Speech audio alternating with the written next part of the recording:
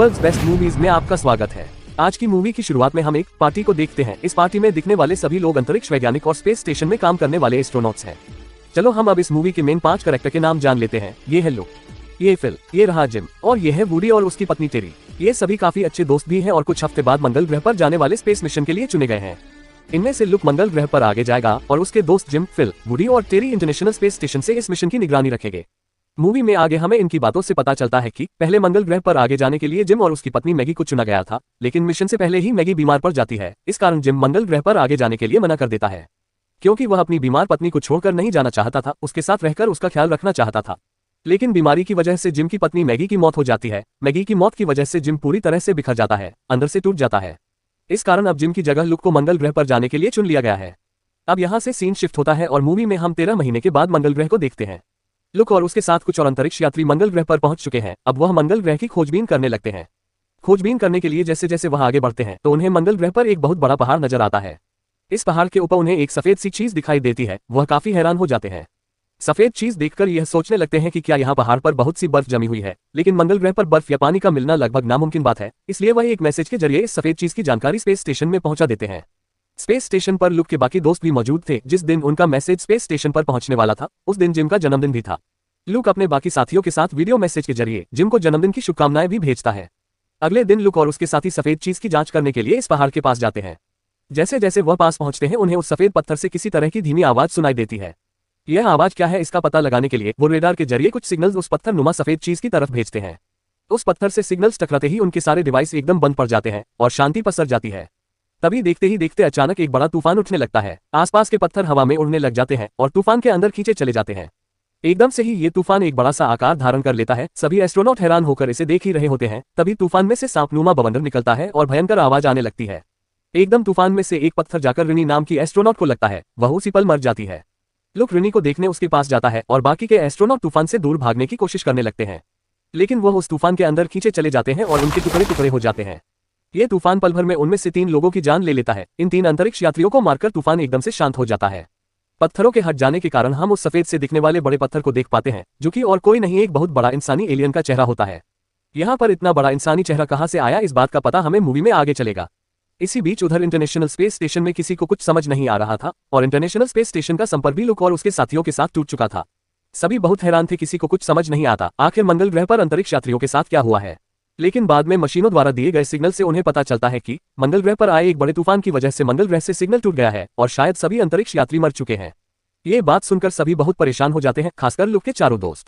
Space station जब दूसरे satellite से संपर्क करने की कोशिश करता है तो उन्हें लुक का वीडियो मैसेज मिलता है, जिसमें वह बताता है कि एक खतरनाक तूफान की वजह से मेरी टीम के सभी लोग मर चुके हैं, लेकिन मैं ही किसी तरह बच गया हूं। मगर मेरी हालत भी बहुत खराब है। लुक के कुछ और बताने से पहले ही संपर्क फिर से टूट जाता है। लुक के चारों दोस्त बहुत परेशान होते हैं और उससे बचाने के लिए मंगल पर जाने की बात अपने सीनियर से करते हैं। उनका सीनियर, जिसका नाम रे है, वो उनको मंगल पर जाने के लिए ये कहकर मना करने लगता है कि एक तो इस स्पेस स्टेशन से मंगल तक जाने में पूरे 6 महीने का समय लगेगा और दूसरा उन्हें ये भी पता नहीं है कि लुक का मैसेज यहाँ तक पहुंचने तक वह जिंदा भी बचा है या नहीं। तीसरा, अगर वह जिंदा भी बचा हो तो उन सब के मंगल ग्रह पर पहुंचने तक उसका जिंदा रहना मुश्किल है। ये चारों लुक के बहुत अच्छे दोस्त हैं। ये सब रे को काफी समझाते हैं, बहुत जोर देते हैं। रे काफी कैलकुलेट एनालिसिस करने के बाद उन चारों को लुक को बचाने के लिए मंगल ग्रह पर जाने की परमिशन दे देता है। ये सब एक स्पेसशिप के जरिए मंगल ग्रह पर जाने के लिए चल पड़ते हैं। मूवी में आगे हम कुछ दिनों के बाद का सीन देखते हैं, जहां पर फिल जिम के साथ बातें करते करते कैंडी की मदद से डीएनए जैसा स्ट्रक्चर बनाता है और हंसते हुए बोलता है कि ऐसा डीएनए मेरी होने वाली गर्लफ्रेंड का होगा। जिम स्ट्रक्चर से कुछ कैंडी लेकर खा लेता है। इससे फिल उससे नाराज हो जाता है और जिम अकेले बैठकर अपनी पत्नी मैगी को याद करने लगता है।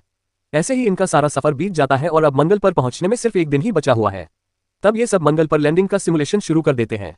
जैसे ही सिमुलेशन शुरू होता है तभी शिप के आसपास घूम रहे मीटेरॉइड्स पत्थर के छोटे छोटे टुकड़े उनकी शिप से टकरा जाते हैं और शिप में कुछ छोटे छेद हो जाते हैं। मीटेरॉइड्स का एक टुकड़ा फिल के हाथ पर लगता है। इससे फिल के हाथ से खून भी निकलना शुरू हो जाता है। मीटेरॉइड्स के कारण हुए इन छेदों की वजह से शिप डिप्रेशराइज होने लगती है, यानी शिप में ऑक्सीजन की तेजी से कमी होने लगती है। शिप में केवल 4 मिनट तक की ऑक्सीजन ही बची हुई है। बचने के लिए इन सबको तेजी से छेदों को बंद करना है। फिल के हाथ से निकला खून शिप में हुए एक छेद से बाहर निकलने लगता है। वुडी वहां जाकर उस छेद को बंद कर देता है, लेकिन एक और छेद जो शिप की बाहर की तरफ है, जिसकी वजह से शटल की ऑक्सीजन बहुत ही कम हो चुकी है, उसे बाहर जाकर ही ठीक किया जा सकता है। उसे ठीक करने के लिए वुडी शिप के बाहर जाता है। जिम उसकी मदद के लिए शिप के निचले हिस्से में चला जाता है, लेकिन उनको दूसरा छेद नहीं मिल रहा था। उनकी मदद करने के लिए टेरी भी वहां पर आती है। जिम उसे ड्रिंक का पाउच खोलने के लिए कहता है ताकि छेद का पता लगाया जा सके। ऐसा करते ही वो ड्रिंक शिप में हुए छेद से बाहर की तरफ निकलने लगती है। बाहर निकलकर ड्रिंक बर्फ की तरह जम जाती है। अब बाहर मौजूद वुडी को दूसरे छेद का पता चल जाता है, वह उस छेद को भी बंद कर देता है। अब शिप में ऑक्सीजन का लेवल जो 10% पर पहुंच चुका है वापस से नॉर्मल हो जाता है।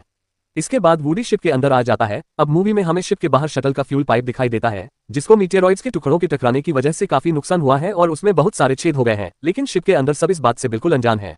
दूसरी तरफ अब मंगल पर लैंड करने का समय भी आ गया है, इसलिए वुडी फ्यूल सिस्टम चालू कर देता है। वह फ्यूल पाइप की ओर ध्यान नहीं देते, लेकिन फ्यूल पाइप में छेद होने के कारण सारा फ्यूल बाहर आने लगता है और बाहर निकलकर स्पेस में जम जाता है। जमा हुआ सारा फ्यूल उनकी शिप के आसपास तैरने लगता है। जैसे ही जिम शिप के इंजन को प्रज्वलित करता है तो शिप के पीछे तैर रहे फ्यूल में आग लगने से एक बहुत जोरदार धमाका होता है और शिप का इंजन टूटकर अलग हो जाता है। अब ये स्पेस में तैरते हुए तेजी से मंगल की ओर खींचे चले जाते हैं और उनकी मंगल पर क्रैश लैंडिंग होने वाली थी। तभी जिम को याद आता है कि नासा ने काफी सालों पहले रीसप्लाई मॉड्यूल मंगल ग्रह की ऑर्बिट में भेजा था, उसकी मदद से वह बचे हुए शिप को कनेक्ट करके मंगल पर लैंड कर सकते हैं। इनके पास अब यही एक रास्ता बचा है, लेकिन शिप के अंदर से इन्हें रीसप्लाई मॉड्यूल दिखाई नहीं देता। तो वुडी के कहने पर ये चारों अपनी शिप से बाहर आते हैं, जहां थोड़ी दूर पर उन्हें रीसप्लाई मॉड्यूल दिख जाता है। एक तार को लेकर वुडी अपने आप को रीसप्लाई मॉड्यूल की तरफ धकेलने यानी लॉन्च करने का फैसला करता है, ताकि वह उस पर पहुंचकर तार को उससे जोड़ सके और इसके जरिए बाकी सभी मॉड्यूल तक आसानी से पहुंच जाएं। रीसप्लाई मॉड्यूल की तरफ जाते हुए वुडी की स्पीड बहुत तेज हो जाती है, जिस कारण वह मॉड्यूल से टकरा जाता है और खुद को संभाल नहीं पाता। वुडी रीसप्लाई मॉड्यूल से काफी दूर निकल जाता है, लेकिन मॉड्यूल से टकराते हुए वुडी ने तार की हुक को सप्लाई मॉड्यूल पर ठीक जगह लगा दिया होता है, जिसकी मदद से बाकी के तीनों जिम, फिल और टेरी मॉड्यूल तक पहुंच जाते हैं। वहां पहुंचकर वुडी को बचाने के लिए टेरी उसकी तरफ बढ़ने लगती है, मगर वुडी उसे ऐसा करने से मना कर देता है। वह बोलता है कि तुम्हारे सूट में इतना फ्यूल नहीं है कि तुम आगे आकर मुझे वापस सप्लाई मॉड्यूल तक लेकर जा सको। तभी टेरी वहां से ही वायर गन से एक वायर वुडी की तरफ लॉन्च करती है, लेकिन वह वायर छोटी होने के कारण वुडी तक पहुंचने से पहले ही खत्म हो जाती है। ये देख टेरी अपने पति वुडी को बचाने के लिए आगे जाने लगती है, लेकिन वुडी उसे ऐसा करने से मना करता है, लेकिन टेरी उसकी तरफ जाने की जिद कर रही होती है। इसलिए टेरी की जान बचाने के लिए वुडी अपना हेलमेट उतार देता है। ऐसा करते ही वुडी बर्फ की तरह जम जाता है। उसी वक्त वहीं पर ही उसकी मौत हो जाती है। ये देख टेरी बहुत इमोशनल और दुखी होती है। जिम और फिल के बहुत जोर देने पर वह वापस मॉड्यूल पर आ जाती है। इसके बाद ये तीनों मंगल पर लैंड कर जाते हैं। मंगल ग्रह पर उतरते ही वो सबसे पहले बेस कैंप की तरफ जाते हैं। यहाँ पहुंचकर टेरी जिस शिप से लुक की टीम यहाँ पहुंची थी उससे ठीक करने लगती है। दूसरी ओर जिम बेस कैंप के अंदर जाकर चेक करता है। वहां पहुंचकर वह बहुत हैरान होता है, क्योंकि कैंप के अंदर ऑक्सीजन लेवल धरती की तरह एक सामान होता है, सभी और हरे भरे पेड़ पौधे और पीने लायक पानी भी होता है। तब जिम अपना हेलमेट उतार देता है। तभी अचानक पीछे से उस पर कोई हमला कर देता है। ये और कोई नहीं बल्कि लुक होता है, जो कि बहुत डरा हुआ था। फिल पीछे से आकर उससे पकड़कर जिम से दूर कर देता है और वह लुक को समझाते हैं कि हम लोग तुम्हें बचाने के लिए आए हैं। लुक उनको पहचान लेता है और उन्हें यहाँ देख काफी इमोशनल हो जाता है। वो सब उसे वुडी के बारे में बताते हैं। वुडी की मौत के बारे में सुनकर लुक बहुत दुखी होता है, क्योंकि उसे बचाने के चक्कर में वुडी मारा गया था। कुछ देर बातें करने के बाद लुक उन्हें सफेद रंग के उस इंसानी चेहरे के बारे में बताता है और उससे आने वाली आवाजें भी सुनाता है। लुक उनसे बोलता है कि ये आवाजें 3 ब्लॉक में बटी हुई है, X, Y और Z। इन तीनों ब्लॉक को मिलाने पर मुझे एक बिल्कुल इंसानी डीएनए से मिलता जुलता स्ट्रक्चर मिला है, लेकिन इस डीएनए स्ट्रक्चर में से लास्ट वाला क्रोमोजोम गायब यानी मिसिंग है। इसे देखकर सभी बातें करने लगते हैं और फिल बोलता है कि ये डीएनए संरचना तो सचमुच इंसानों जैसी ही लगती है, लेकिन टेरी उसकी बात को काटते हुए बोलती है कि नहीं, चिंपैंजी और इंसानों के डीएनए में केवल 3% का ही अंतर होता है, फिर भी इंसान चिंपैंजियों से कहीं ज्यादा विकसित है। यहाँ तो पूरा का पूरा क्रोमोजोम ही मिसिंग है। ये डीएनए जिस भी स्पीशीज का है वो इंसान तो हो ही नहीं सकते। इसका मतलब है कि यह कोई एलियन स्पीशीज है। ये तो एक बहुत बड़ी खोज है। लुक उनसे बोलता है कि ये डीएनए यहाँ जो कोई भी स्पीशीज है उसका सिग्नेचर ही है। अगले दिन जिम को कैंडी से डीएनए बनाने वाला किस्सा याद आता है कि फिल द्वारा बनाए गए कैंडी के डीएनए स्ट्रक्चर से कैंडी खाने पर वह कैसे बदल गया था। इससे जिम ये समझ जाता है कि यह डीएनए एक पहेली है, जिससे जानबूझकर हमारे लिए अधूरा छोड़ा गया है, ताकि हम इस डीएनए के मिसिंग क्रोमोजोम को ढूंढकर इसे पूरा करके इसका सही सिग्नल उस विशाल चेहरे की तरफ वापस भेज सकें। जिम आगे बोलता है कि लुक की टीम ने रेडार से इस चेहरे की तरफ जो भी सिग्नल भेजे थे, इन सिग्नल्स को एलियन प्रजाति ने अपना जवाब मान लिया था, मगर वो जवाब गलत था, क्योंकि वह जवाब मिसिंग क्रोमोजोम को पूरा नहीं कर रहा था। इसलिए उस चीज को लगा होगा कोई उस पर हमला कर रहा है। उस चीज ने अपने आप को बचाने के लिए उसकी टीम को अनजान समझकर उन पर हमला कर दिया, जिसमें किस्मत से लुक बच गया। यानी अब हमें सिग्नल से गायब क्रोमोजोम को ढूंढकर उससे सिग्नल में कन्वर्ट करके वापस उस विशाल चेहरे की तरफ भेजना होगा।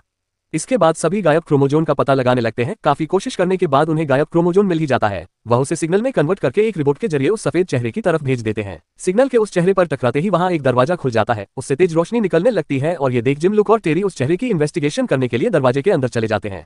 दरवाजे के अंदर जाने से पहले वह फिल को यह निर्देश देते हैं कि 8 बजे तक हम तीनों बाहर आए या ना आए, तुम हमारे बिना ही लुक की शिप से वापस धरती पर लौट जाना, ताकि मंगल ग्रह की इस नई खोज के बारे में वहां के लोगों को भी पता चल सके।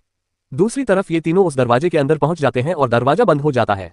अंदर पहुंचते ही इनको अपने डिवाइस के जरिए यहाँ पर पृथ्वी जैसा वातावरण होने का पता चलता है, इसलिए ये सब अपने हेलमेट उतार देते हैं। थोड़ी दूर चलने पर उन्हें करोड़ों साल पहले के सोलर सिस्टम का 3D प्रोजेक्शन मिलता है। इस सोलर सिस्टम में मंगल ग्रह बिल्कुल पृथ्वी के जैसा ही नजर आ रहा था, जो पूरा पानी से भरा हुआ था। इससे इन्हें पता चलता है करोड़ों साल पहले मंगल पर पृथ्वी जैसा ही वातावरण मौजूद था। तभी इनके सामने एक एलियन आता है, जिसकी शारीरिक बनतर इंसानों से मिलती जुलती थी।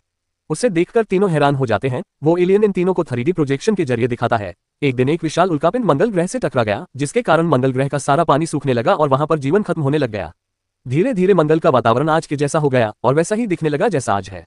इन्हें आगे पता चलता है पानी सूखने की वजह से मंगल पर रहने वाले एलियंस यानी मंगलवासी बहुत सारे स्पेसशिप लेकर दूसरे ग्रहों पर बसने के लिए यहां से चले जाते हैं। इन स्पेसशिप में से एक स्पेसशिप को मंगलवासियों का डीएनए लेकर पृथ्वी पर भी भेजा गया ताकि वहां पर जीवन पनप सके।